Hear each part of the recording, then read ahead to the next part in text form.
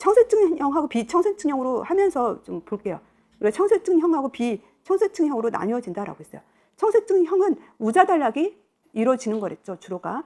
청색증형에는요, 혈류가 혼합되는 거라 혈류 혼합하고 폐혈류가 감소되는 것이 청색증형에 들어간다라고 했어요. 비청색증형은요, 이건 폐혈류가 증가하는 거라 심실로부터의 폐쇄가 비청색증형에 들어간다라고 했죠. 청색증형은 4가지가 있다고 했어요. 그래서 이제 사마를 갖다, 그래서 사마를 갖다 총대에서 대총에서 사마를 갖다 그랬죠. 그래서 대총, 그래서 대총에서 삼화를 간 거가 이거든요. 그 대총이 혈류 혼합이고 폐혈류가 감소가 된 것이 사마래예요. 대총에서 사마를 갖다. 그래서 대혈관 전이, 대혈관 전이, 그 다음에 총동맥 간증하고 삼천판 폐쇄하고 팔로사 징후가 있다라고 했어요. 그래서 혈역학 기전을 이제 대혈관 전이부터 좀 얘기를 할게요. 대혈관 전이 하면 우리가 어떤 혈관이 전이 됐냐, 그게 제일 중요하죠. 폐동맥하고 대동맥이 전이가 됐다라고 했어요. 그래가지고 우리가 이제 이거를 그림을 좀 작게 그리면요, 우심하고 좌심이라고 하면, 대혈관이라고 하는 것은 이제 우심에서 이것이 대동맥이 나오고 좌심에서 폐동맥이 생기는 거예요. 그래서 어떤 문제가 생기느냐, 순환하지 않은 혈액, 산소화되지 않은 정맥혈이 우심시로 와가지고 대동맥을 통해서 다시 전신순환을 하는 거예요. 전신순환을 하는 거죠. 그러니까 여기는 저산소가 생기는 거고, 폐동맥은 그래가지고 이거는 폐에서 산소화된 혈액이 다시 폐동맥을 통해 또 폐로 가요. 그렇기 때문에 이제 우리가 대혈관 전이 같은 경우는 이제 결손이 없으면 죽는다고 했어요. 그래서 우리가 여기 양심방에 있는 난원공이나 심방축의 결손이라든지 심실중격 결손이라든지, 그리고 이제 동맥간 개존증을 통해서 이제 혈류 혼합이 이루어지게 된다라고 하는 거죠. 대혈관 전이는 엑스레이에서 어떻다고 했어요? 대혈관 전이가 결합 모양이었죠. 달걀 모양이었었죠. 그리고 이제 우심이 더 커요. 왜냐하면 우심이 더 크죠. 왜냐하면 이제 이 체순환이 더 힘이 많이 가니까 우심이 더 크고요. 그 다음에 이제 총동맥 간증을 얘기를 하면요, 총동맥 간증의 특징은 뭐예요? 이것도 이제 심장이 이렇게 오른쪽 왼쪽에 있으면, 이거는 총동맥 간증은 폐동맥하고 대동맥이 하나가 된 거예요. 폐동맥하고 대동맥 하나가 돼가지고 나중에 이게 분리가 되는 거예요. 나중에 이제 폐동맥하고 대동맥이 이제 분리가 되는 것이 총동맥 간증이 되거든요.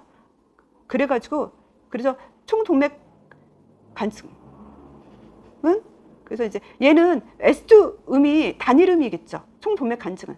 왜냐하면 대동맥하고 폐동맥이 하나로 있다가 갈라졌기 때문에 S2 음이 폐동맥과 대동맥이 들리는 음이잖아요. 그것이 단일음이 될 수 있는 거고. 그래가지고 이제 이 총동맥에서 좌우 혈액을 받는 거, 총동맥 좌우 혈액을 받으니까 혈류가 혼합이 되는 거예요. 혼합이 되지고, 이 총동맥 간증이 폐동맥으로 혈류가 더 많이 들어가는 게 총동맥 간증이에요. 폐동맥. 왜냐하면 폐동맥이 압이 더 줄어드니까 폐동맥으로 혈액이 더 많이 가요. 그게 총동맥 간증이에요. 사실 대혈관 전이랑 총동맥 간증은 얘는 많이 발생률이 높은 게 아니거든요. 큰 그림만 보시면 돼요, 얘네들은. 그 다음에 폐혈류가 감소되어지는 삼천판 폐쇄를 볼게요. 삼천판이 폐쇄가 되는 거. 삼천판이 폐쇄가 되는 애, 오른쪽하고 왼쪽. 여기 삼천판이 이쪽이 폐쇄가 된 거였잖아요. 그래가지고 우리가 전신순환을 한 산소화되지 않은 혈액이 우심방으로 오고, 우심방에 왔는데 삼천판이 폐쇄가 됐기 때문에 우심실을 못 내려가가지고 우심방의 압력이 높아지니까 여기에 있는 좌심방, 우심방 사이에 있는 뭐에 난원공이 열린다든지, 그리고 결손을 통해 가지고 얘가 이제 우심으로 혈액이 보내진다고 했죠. 우심으로 혈액을 보내진 다음에 얘가 심실중격 결손을 통해서도 폐로 들어가게 하고, 동맥간 개존증을 통해서 폐로 혈류가 들어가게 만드는 것이 삼천판 폐쇄라고 했어요. 삼천판 폐쇄 같은 경우는 S1 음이 단일음이죠. 삼천판이 없기 때문에. 그다음 팔로사 징후는요, 이쪽을 치고 심폐우대가 팔로사 징후라고 했었죠. 심폐우대. 팔로사 징후는요, 이렇게 가면 심폐 우대가 팔로 사증후, 심실중격 결손하고 폐동맥의 협착, 그 다음에 우심실 비대하고 대동맥 기승이 있다라고 했어요.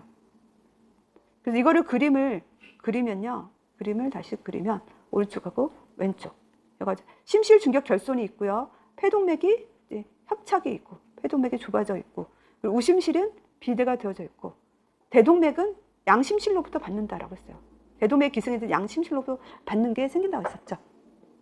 그래서 심실 중격 결손이 생기면 처음에는 좌심이 압력이 높기 때문에 좌우단락이었는데 폐동맥이 협착이 되어가지고 우심실의 압력이 높아져가지고 우자단락이 형성이 되어진댔죠. 우자단락이 형성이 되어지면 우리가 청색증이 발생한다라고 했어요.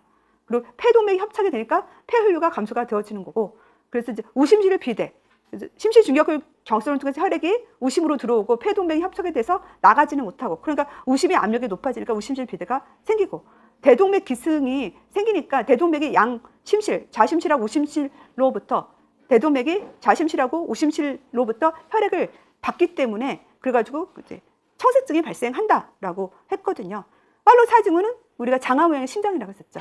그래가지고 이제 장화 모양의 심장이 되는 거는 우심실이 비대가 되어지고 심첨이 들려지고 폐동맥이 작기 때문에 장화 모양의 심장이 되어진다라고 했고요. 네, 그 다음에는 우리가 이제 비청색증으로 가도록 하겠습니다. 그래서 이제 비청색증에 있는 애들을 좀 이야기를 하면요, 폐혈류가 증가되는 애는 VSD하고 ASD하고 PDA가 폐혈류가 증가가 된다라고 했고요. 심실로부터 폐쇄가 되는 애들은 폐동맥 협착, 대동맥 협착, 대동맥 축착이라고 했어요. 그래서 이제 특히 뭐 VSD, ASD, PDA하고 대동맥 축착, VSD, ASD, PDA, 대동맥 축착이 특히 중요하다고 했었죠.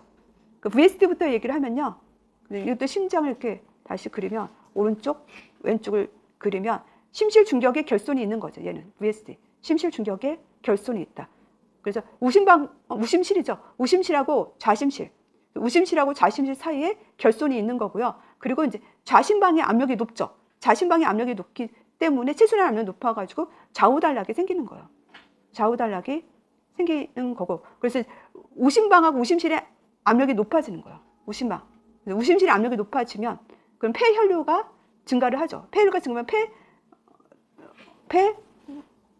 혈류압이, 폐동맥압이 높아진다라고 했어요. 폐동맥압이 높아지고, 그 다음에 이제 ASD는 VSD의 심음의 특징이 뭐라고 했었죠?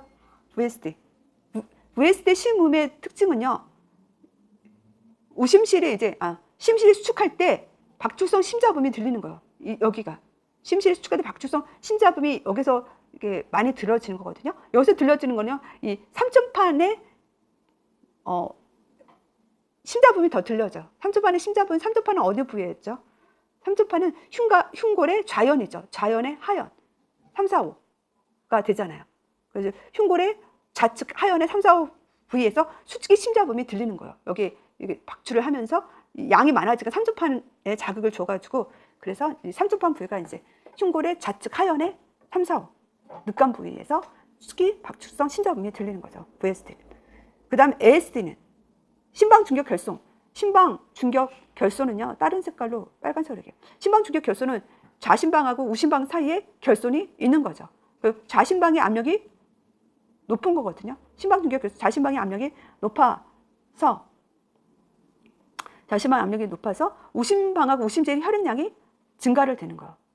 그리고 폐동맥 압도 올라가는 거죠. 거기 혈류가 증가를 하는 것이 되겠고요. ASD, 그래서 심방중격 결손. 아까도 말한 것처럼 심방중격 결손하고 심실중격 결손이란 말은요, 안 보고 쓰라고 때요, 쉽게 나오기가 좀 어려울 수도 있는 거예요. 왜냐면 중격이란 말이 이게 쉽게 떠올려지는 말은 아니에요. 그래서 되게 중요하거든요. 심방중격 결손, 심실중격 결손. 그래가지고 심방중격 결손은 얘는 심음이 어떻다고 했죠? 얘는 이렇게 가가지고 이렇게 가면서 시간이 걸리죠. 시간이 걸리기 때문에 얘가 이제 분여름, 제2 심음의 분여름이, 고정성 분여름이 들리는 게 이 심음의 특징이에요.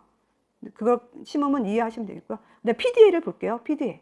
PDA도 다시 그림을 그리면요, 오른쪽하고 왼쪽. PDA 같은 경우는 동맥간 개존증이잖아요. 그래서 대동맥하고요. 대동맥하고 이제 폐동맥이